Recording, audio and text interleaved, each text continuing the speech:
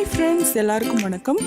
இன்னைக்கு நம்மளோட குமரி கோஸ்டல் கிச்சனில் சூப்பரான பாம்பே ஸ்டைல் சிக்கன் பிரியாணி எப்படி பண்ணுறதுன்னு பார்க்கலாம். ஒரு பவுலில் 1/2 கிலோ பாஸ்மதி அரிசியை தண்ணி சேர்த்து 1/2 மணி நேரம் ஊற வச்சுக்கோங்க. இப்போது ஒரு பேனில் 3 டேபிள் ஸ்பூன் அளவுக்கு நெய் சேர்த்து சூடு பண்ணிக்கோங்க. இந்த நெய் சூடானதும் இதில் 3 பெரிய வெங்காயத்தை மெல்லிசாக நீளமாக கட் பண்ணி போட்டு இது பொன்னிறமாக வறுத்தெடுத்துக்கோங்க. இந்த மாதிரி நெய்யில் வறுத்த வெங்காயத்தை நீங்கள் பிரியாணிக்கு யூஸ் பண்ணிங்கன்னா பிரியாணி ரொம்பவே டேஸ்ட்டாக இருக்கும். இப்போது அதே நெய்லேயே கொஞ்சம் முந்திரி பருப்பு போட்டு வறுத்துக்கோங்க. இந்த முந்திரி பருப்பு கொஞ்சம் பொன்னிறமானதும் இதில் கொஞ்சம் உலர்ந்த திராட்சை சேர்த்துக்கோங்க. இந்த உலர்ந்த திராட்சை வீங்கி வந்ததும் இதையும் ஒரு பவுலில் எடுத்து வச்சுக்கோங்க. இப்போது கொஞ்சம் பெரிய பவுலில் 1 கிலோ சிக்கனை மஞ்சள் தூள் கலக்கின தண்ணியில் போட்டு கழுவி எடுத்து வச்சுக்கோங்க. இது கூட 3 டேபிள் ஸ்பூன் அளவுக்கு தயிர் சேர்த்துக்கோங்க.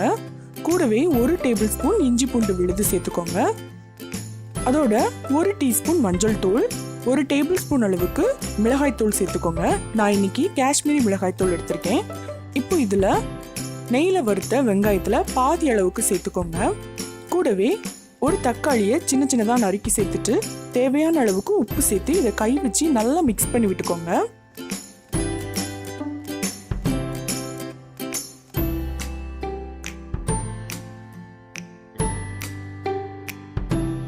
இது 1 மணி நேரத்துக்கு அப்படியே இருக்கட்டும்.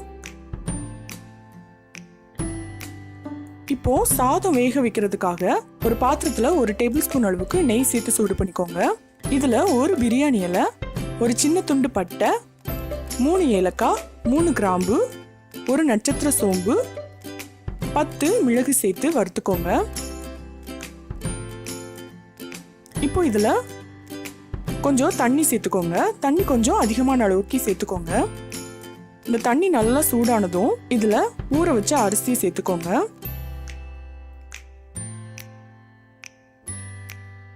இதை ஒரு வாட்டி மிக்ஸ் பண்ணி விட்டதுக்கு அப்புறமா இதுல தேவையான அளவுக்கு உப்பு சேர்த்துக்கோங்க.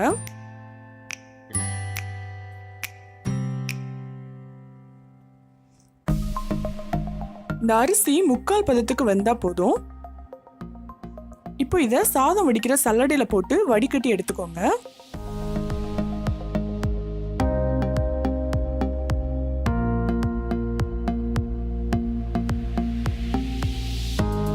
இப்போ ஒரு பெரிய பேன்ல 1 டேபிள் ஸ்பூன் அளவுக்கு நெய் சேர்த்து சூடு பண்ணிக்கோங்க.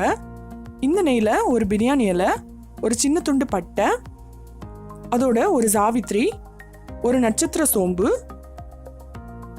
3 ஏலக்காய், 3 கிராம்பு, 1 டீஸ்பூன் சோம்பு, கொஞ்சம் கசகசா சேர்த்து வறுத்துக்கோங்க. இப்போ இதுல ஊற வச்சிருக்கிற சிக்கன் பீசஸை சேர்த்துடலாம்.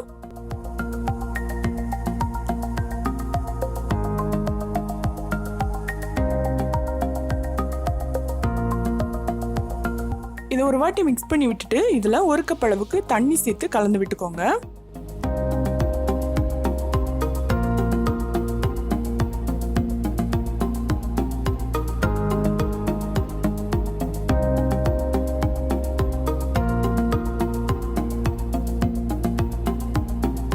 இப்போ இதை மூடி போட்டு வச்சிடலாம். இது ஒரு 15 நிமிஷத்துக்கு அப்படியே இருக்கட்டும்.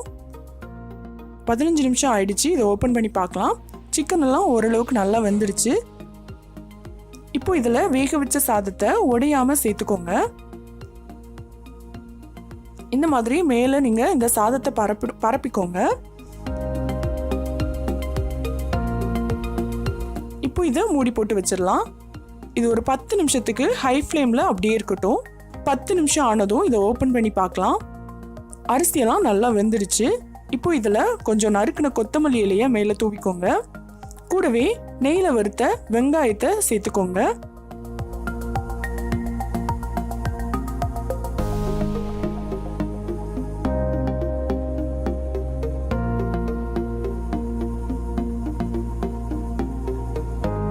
அதோட நெய்ல வறுத்த முந்திரி பருப்பு, உலர்ந்த திராட்சை சேர்த்துக்கோங்க.